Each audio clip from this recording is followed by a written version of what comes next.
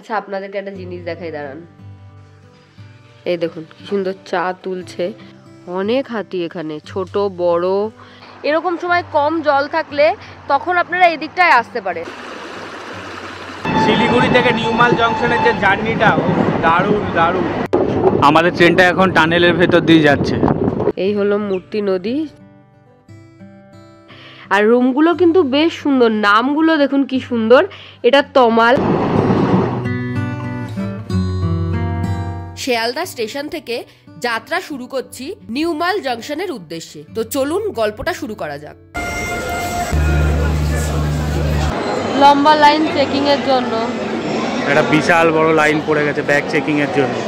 যদিও প্রথমবার না, প্রত্যেকবার আসলে এরকমই লাইন পাই আমরা।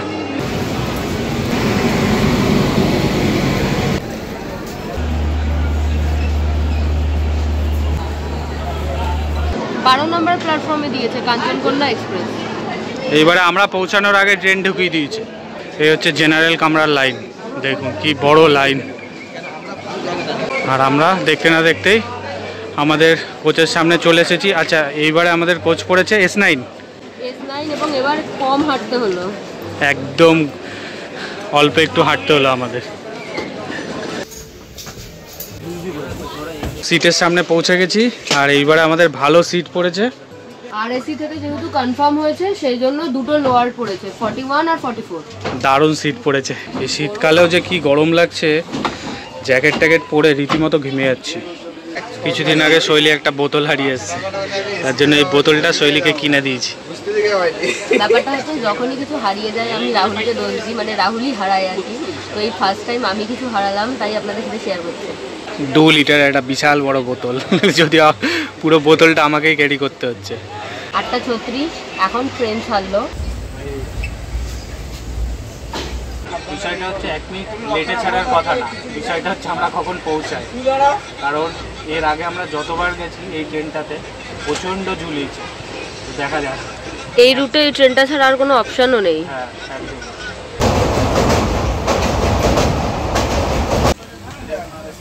তো এখন বাজে 9:35 আর আমাদের ডিনার টাইম এখন। আজকের মেনু একটু চেঞ্জ হয়েছে, সেটা হচ্ছে ঘুগনি নিয়ে এসেছি আর হচ্ছে পরোটা। 9:34 বাজে আমাদের ট্রেনের 3 নম্বর স্টপেজে ট্রেন এসে দাঁড়ালো। এখন ডিনার করব। ডিনারে আজকে আছে ঘুগনি আর পরোটা, তো ডিনারটা সেরে নিই। টাইম আপডেট 10:08 আর এই যে শৈলীর অবস্থা, কম্বল টম্বল মুড়ি দিয়ে এখন ঘুম লাগাচ্ছে শৈলী। আজকের মতো সবাইকে গুড নাইট, কালকে সকালবেলা আবার দেখা হচ্ছে আপনাদের সাথে।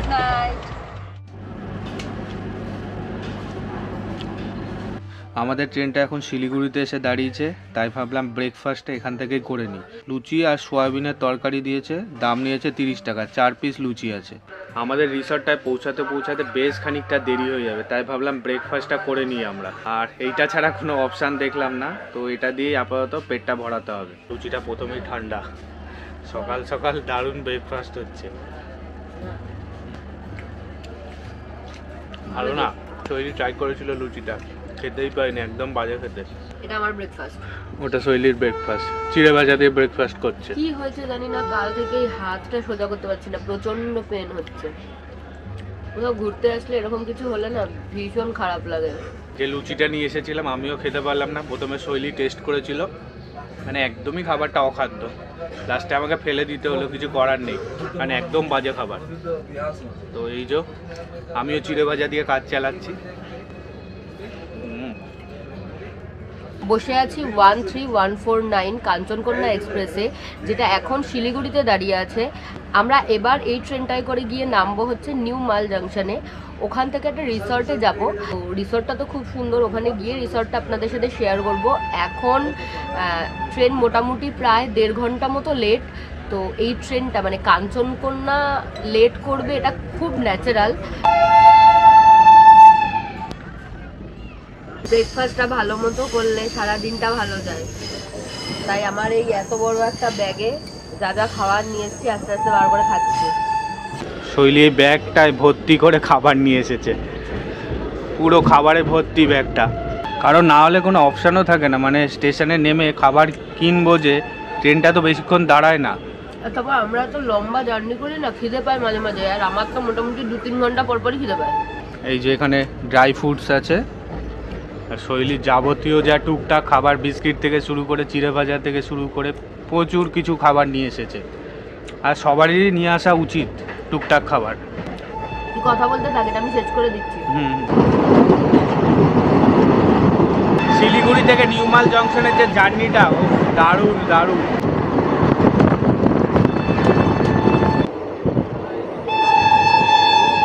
এই রাস্তাটায় আমি যতবার আসি ততবার এই রাস্তাটার প্রেমে পড়ি। এত সুন্দর লাগে, এরকম জঙ্গলের বুক চিরে ট্রেন ছুটে চলেছে, দারুণ লাগে। আর ট্রেনের গতি কিন্তু এই জায়গাটায় বেশ স্লো থাকে। আমাদের এবারের জার্নিটা খুবই ছোট, নিউ মালে নেমে যাব আমরা, তবে যতটুকুনি টাইম পাচ্ছি আমি কিন্তু ফুল উপভোগ করছি।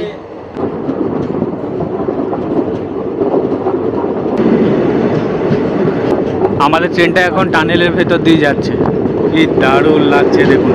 অনেকগুলো এরকম টানেল পেরোবে কিন্তু।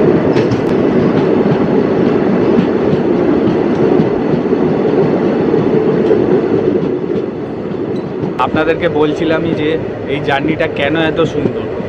আপনারা যেতে যেতে পাহাড়, নদী, জঙ্গল সমস্ত কিছু একসাথে দেখতে পাবেন, এবং ভাগ্য ভালো থাকলে ময়ূর, হরিণ, বাইসন এইসবও দেখতে পেতে পারেন।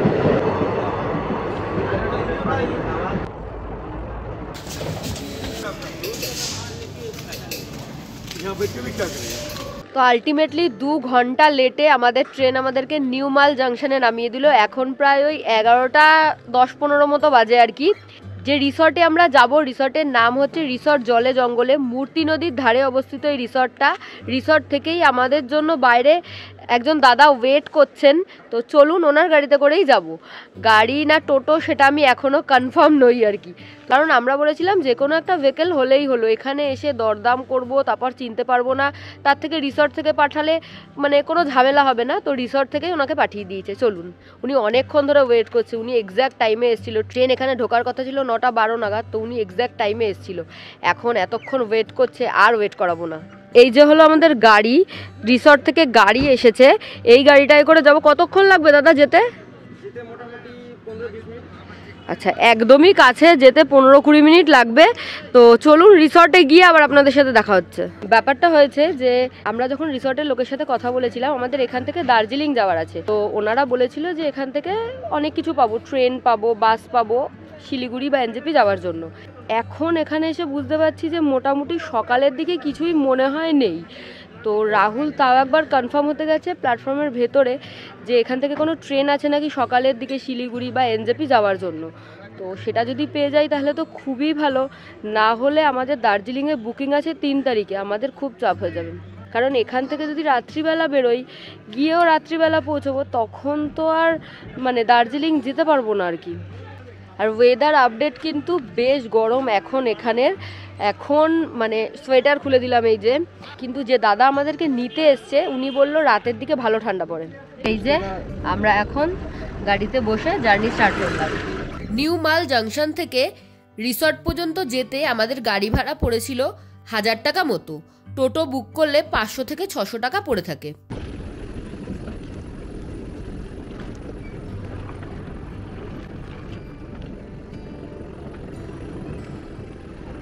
চলে এলাম রিসর্টে, এখন একটু ফ্রেশ হব, তারপর আপনাদেরকে রিসর্টটা ঘুরে দেখাবো। আগে আমাদের রুমটা আপনাদের সাথে শেয়ার করি, চলুন। তো আমাদের যে কটেজটা দেওয়া হয়েছে সেটা ফার্স্ট ফ্লোরে, দোতলায়, পাশে চা বাগান দেখতে পাচ্ছি। আমি তো ফটো দেখেছিলাম, কিন্তু এত কিছু তো আর ফটোতে ডেসক্রাইব করা থাকে না বা বোঝা যায় না। এখানে এসে ভীষণ ভালো লাগছে, আপনাদেরকে একটু দেখাই আমি। এই দেখুন, সিঁড়ি দিয়ে আমরা উঠে এসেছি, এদিকটা এরকম একটা করিডোর মতো রয়েছে, এখানে রুমগুলো রয়েছে, আর রুমগুলো কিন্তু বেশ সুন্দর। নামগুলো দেখুন কি সুন্দর, এটা তমাল। আর এটা কিন্তু পুরো যে জিনিসটা রয়েছে এই জায়গাটা, এটা কিন্তু পুরো উডেন আর খুব সুন্দর হাতের হ্যান্ডওয়ার্ক করা। এইখানটাতে এই কটেজটাতে ওপরে 3টে রুম রয়েছে। তো এটা হচ্ছে শাল, আর আমরা যেটাতে রয়েছি সেটা হলো পিয়ালি। দেখুন আমরা নেল পলিশের রঙের সাথে একদম সেম। তো চলুন রুমটা দেখাই আপনাদের। যদিও আমি ঢুকে একবার দেখে নিয়েছি, বেশ বড় মাপের রুম, এসি, ফ্যান এবং বেডটা বেশ বড়, 3 জন শোয়ার মতো। দুদিকে উইন্ডো রয়েছে, টাওয়াল, তারপরে এটা আমি প্রথম দেখলাম কোনো হোটেলে আর কি, মানে আমাদের থাকা কোনো হোটেলে যেখানে এরকম হ্যান্ড টাওয়ালও সার্ভ করেছে। আর সাবান শ্যাম্পু তো দিয়েছেই, ব্ল্যাঙ্কেট দিয়েছে যেহেতু এখন ঠান্ডা। এদিকটায় একটা চেয়ার টেবিল রয়েছে, মানে কাজ টাজ করা যাবে, ওয়ার্ক ডেস্ক টাইপের। এদিকটায় হচ্ছে একটা সেন্টার টেবিল রয়েছে যদি রুমে কেউ খাওয়া দাওয়া করেন তার জন্য, আর জল দেওয়া রয়েছে। এখানে টিভি দিয়েছে, মনে হচ্ছে স্মার্ট টিভি। এদিকে একটা ওপেন ওয়ার্ড্রপ রয়েছে যেখানে আমি ব্যাগ ট্যাগগুলো রেখেছি আর কি। এখানে রয়েছি আমি মিররে, আর মিররের পাশে রয়েছে ওয়াশরুম। ওয়াশরুমটা আমিও দেখিনি, ওটা আমি আপনাদের সাথেই দেখি। মোটামুটি ঠিকঠাক মাপের এবং ওপরটা বেশ সুন্দর করে করা, আর গিজার রয়েছে, ছোট বেসিন রয়েছে, সমস্ত বেসিক ফেসিলিটি রয়েছে। রুমের ভেতর থেকে একটা ব্যালকনি রয়েছে, আর এই যে ব্যালকনিতে আসলে এখানটাতে এরকম ভিউ রয়েছে, আর ওই দূরে হচ্ছে মূর্তি নদী। ওভারঅল আমাদের রুমটা তো আমার দারুণ লাগলো। আশা করি অন্য রুমগুলোও এরকম সাজানো গোছানো, দেখবো অবশ্যই। আজকে আমাদের সকালে ব্রেকফাস্টের হাল তো আপনারা দেখেইছিলেন, পেটে সেরকমভাবে কিছু পড়েনি, তাই এখন ফ্রেশ হয়ে লাঞ্চের জন্য যাচ্ছি। আচ্ছা, এটা হলো ওনাদের ডাইনিং। আমাদের লাঞ্চের মেনুতে আছে হচ্ছে ভাত, এখানে একটা মিক্সড ভেজ দেখতে পাচ্ছি যেটাতে পনির টানির দেওয়া রয়েছে, এখানে হচ্ছে আলু ভাজা, ডাল, চাটনি, এখানে রয়েছে স্যালাড যেটা একটা বিশাল বড়, মানে অনেকগুলো আর কি, আর এখানে আছে হচ্ছে পাঁপড়, আর রাহুলের জন্য আছে হচ্ছে মাছ।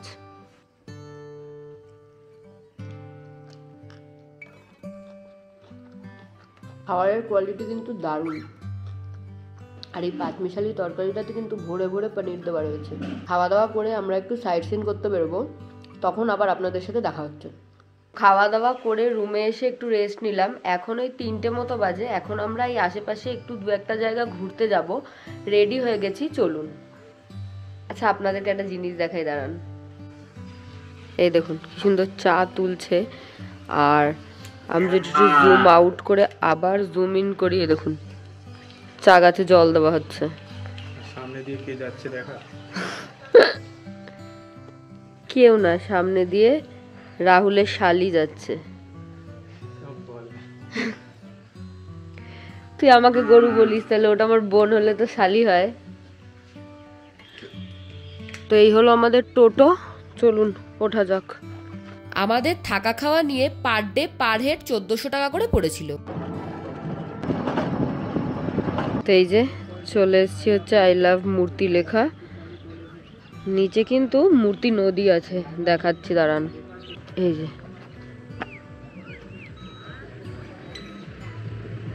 এই হলো মূর্তি নদী, যেটাতে এখন একদমই জল নেই।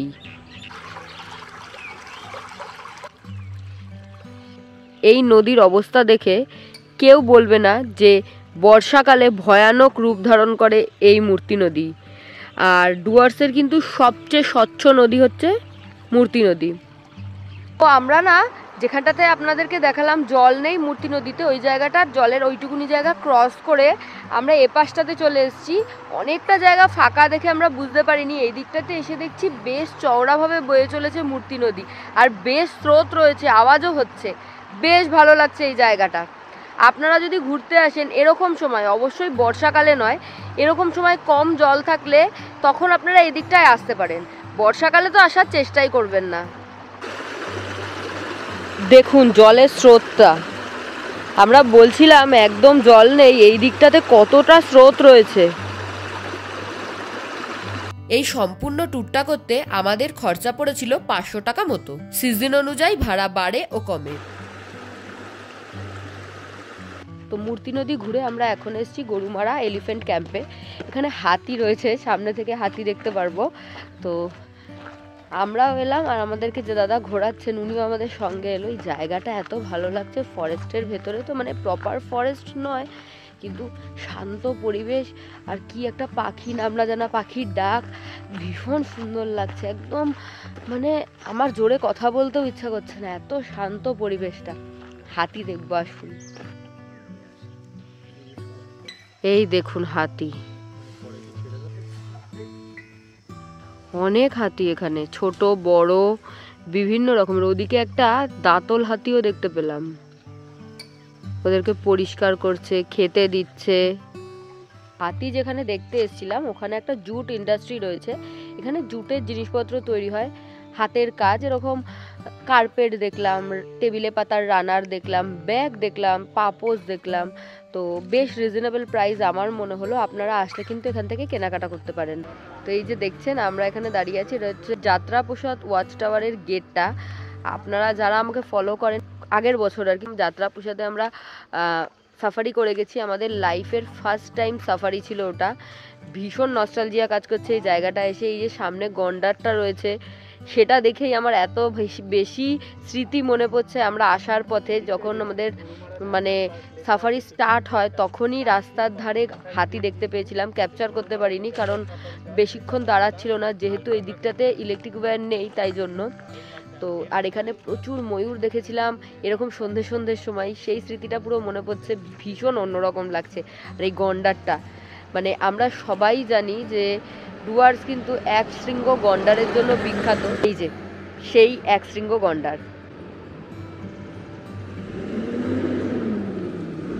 আমাদের যে যে স্পটগুলো আজকে ঘোরার ছিল সমস্ত স্পট ঘোরা শেষ। বেশ ঠান্ডা এখানে, এখন ভাবলাম যে একটু চা খাবো। তো টোটোওয়ালা দাদা যে আমাদেরকে ঘোরাতে নিয়ে এসছে তাকেই বললাম একটা চায়ের দোকানে দাঁড় করাতে। যে চায়ের দোকানে দাঁড় করিয়েছে সে চায়ের দোকানে দেখলাম মিষ্টি সিঙ্গাড়া সমস্ত কিছুই পাওয়া যাচ্ছে। তো এখান থেকে ভাবছি মিষ্টিও ট্রাই করব। দেখি চলুন ভেতরে আপাতত ঢুকি। এই যে কত রকমের মিষ্টি পাওয়া যাচ্ছে, মিষ্টিগুলো দেখে বেশ লোভ লাগছে। দেখি কোনো একটা মিষ্টি ট্রাই করা যাক। এই যে এখানে সিঙ্গাড়া, ফুলুরি, খাস্তা কচুরি সমস্ত কিছু পাওয়া যাচ্ছে। আর এই যে কত রকমের মিষ্টি দেখুন। ঠান্ডা লাগছে তাই জন্য ভাবলাম একটু চা খাই, রিসর্টে গেলে দেবেই, তাও ভাবলাম একটু চা সিঙ্গাড়া খাই। এই হলো আমাদের সিঙ্গাড়া।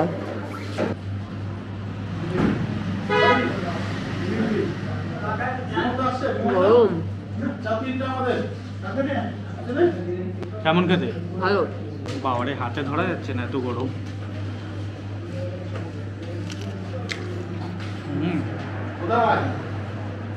মিষ্টিগুলো ভাবলাম যে একটু প্যাকিং করিনি, কারণ এখন চা খাবো, তো চা খাচ্ছি, সিঙ্গাড়া খাচ্ছি, আর সাথে মিষ্টি গেলে অম্বল হয়ে যাবে।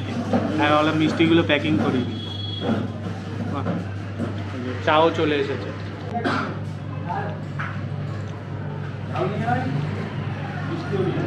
চাটাও ভালো।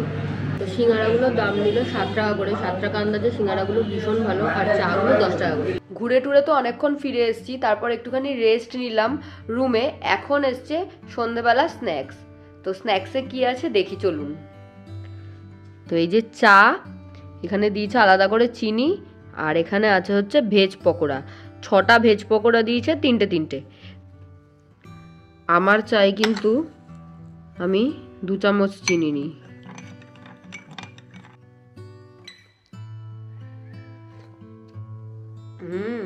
দারুণ চাটা, একদম এলাচ টেলাচ দেওয়া, দারুণ লাগছে।